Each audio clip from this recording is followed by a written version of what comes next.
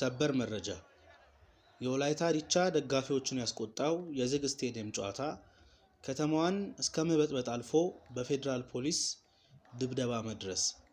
ሰላም ጤና ይስጥልን ውድ የሚክሎን ሚዲያ ተከታታዮች እንደምናችሁ እንደምንስ ቆያችሁ ባላችሁበት ሁሉ ሰላማችሁ ብዝት ይበልልን። ይህንን የሚክሎን ሚዲያ ሰብስክራይብ ላይክ ሼር ያላደረጋችሁ በማድረግ ቤተሰብ ይሁኑን። ቤተሰብ ስለሆኑን ከልብ እናመሰግናለን። ሁል ጊዜም እንደምንለው እውነታን በሚክሎን ሚዲያ። ወደ ዝርዝር መረጃው ስንገባ የወላይታ ዲቻ ደጋፊዎችን ያስቆጣው የዝግ ስቴዲየም ጨዋታ ከተማዋን እስከ መበጥበጥ አልፎ በፌደራል ፖሊስ ድብደባ እየደረሰባቸው ይገኛል። በምስሉ ላይ እንደምንመለከተው የወላይታ ዲቻ ደጋፊዎች ብዙ ኪሎ ሜትሮችን አቋርጠው ቢመጡም ድብደባና እንግልት እየደረሰባቸው ይገኛል። በዚህ ሰዓትም ዝግ ስቴዲየም ለምን ሆነ ብለን የአዲስ አበባ ስፖርት ፌዴሬሽን ከአርቲስት ማስተዋል ጋር የስልክ ልውውጥ አድርገናል። እሱን ተከታትለን እንመለስ።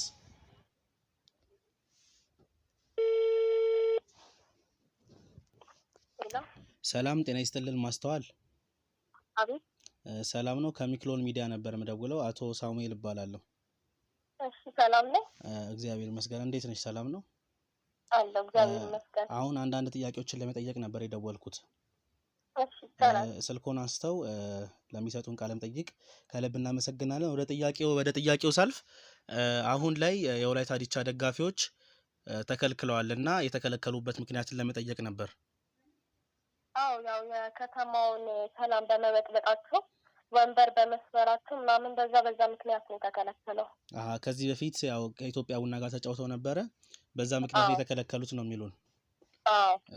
ግን ከዚህ በፊት ያው የካሳ ክፍያ ከፍለው ነበር። እሺ ለማንኛውም ችግር የለውም። ሌላው ጥያቄ ደግሞ ምንድነው እና የወላይታ ዲቻ ደጋፊዎች አሁን ይጠብቁ ወይስ እንዴት ያድርጉ? እሱን አሁን መመለስ አንችልም። ምክንያቱም ከቦርድ አባላት ጋር ስብሰባ ልንገባ ነው። ስለዚህ ስብሰባ ከገባን በኋላ እንነግራችኋለን። ያው ስብሰባው ያው ረጅም እንደማይሆን ተስፋ አለን። ምክንያቱም የወላይታ ዲቻ ደጋፊዎች በአሁን ሰዓት ላይ በጣም እንግልት እየበዛባቸው ስለሆነ ከእናንተም ፈጣን ምላሽ ይፈልጋሉ። ሌላው ደግሞ መጠየቅ የምንፈልገው ጥያቄ የወላይታ ዲቻ ደጋፊዎች አሁን ምንድነው ሊከፈላቸው ማለትም ምንድነው ማድረግ ያለባቸው ነገር መጠበቅ ይኖርባቸዋል ወይስ እንዴት ነው? ያው አሁን እንዳልኩት ከቦርድ ስብሰባ በኋላ እሱንም እናሳውቅ ይሆናል። ስለዚህ መጠበቅ ይኖርባቸዋል።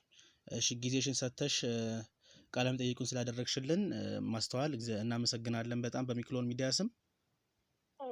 እሺ መልካም ቀን ይሁንልሽ። አሜን። እሺ አመሰግናለሁ። እሺ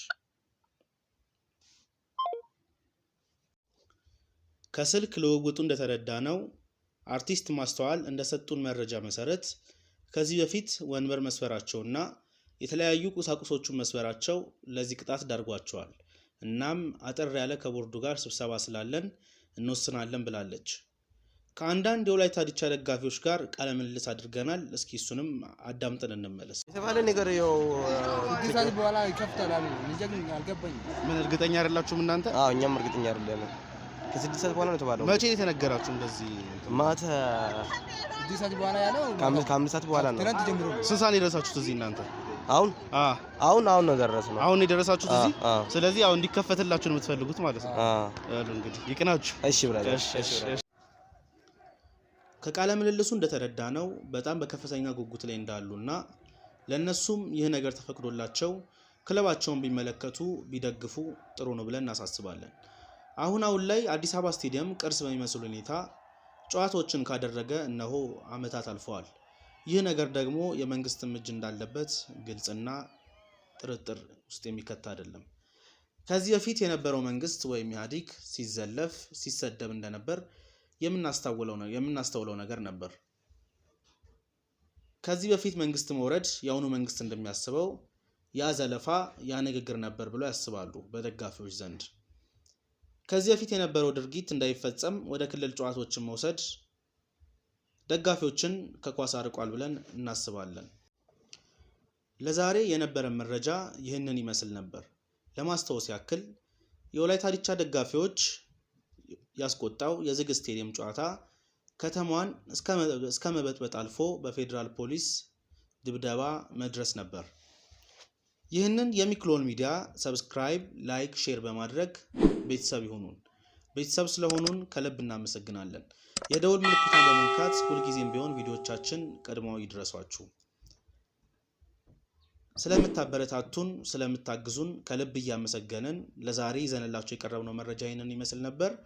በሌላ መረጃ እስክንገናኝ ቸርን ሰንብት።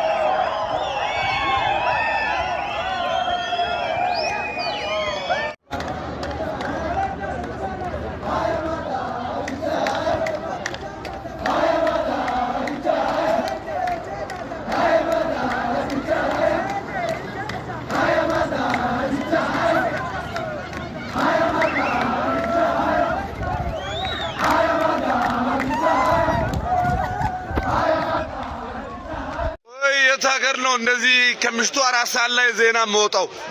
የተኛው ህግ ነው ከምሽቱ 4 ሰዓት ላይ ዜና የሚያሰራጨው? ጫቶ በዚህ ስቴዲየም ይካሄዳል ይባላል። አሁን 350 ኪሎ ሜትር ተጉዘን 2200 ብር ከፍለን እስከ አሰባ ገብቶ አልጋ 2 ቀን ከፍሎ ያደራል። እኛም እየመጣን አሁን ቡይ ደርሰናል። 2200 ብር ከፍለን የድቻ ጨዋታ ለማየት እየተጓዘን ነው። ሁሌ ድቻ የሚበደለው በምን ከዝ ነው? ምንድነው ምክንያቱ? ጉቦ ከፈለጋችሁ ጠይቁ ይሰጣችኋል። እንደ ሌላ ቲም ግዴታ በጉቦ ነው መንቀሳቀስ ያለብን? አረ ፊቲ ለወላይታ ድቻ ፊቲ ለወላይታ አረ ተገቢ አይደለም፣ ተገቢ አይደለም፣ እየተበደለ ነው። የት ሀገር ነው እንደዚህ ከምሽቱ 4 ሰዓት ላይ ዜና መውጣው? የተኛው ህግ ነው ከምሽቱ 4 ሰዓት ላይ ዜና የሚያሰራጨው? ጫቶ በዚህ ስቴዲየም ይካሄዳል ይባላል። አሁን 350 ኪሎ ሜትር ተጉዘን 2200 ብር ከፍለን እስከ አሰባ ገብቶ አልጋ 2 ቀን ከፍሎ ያደራል።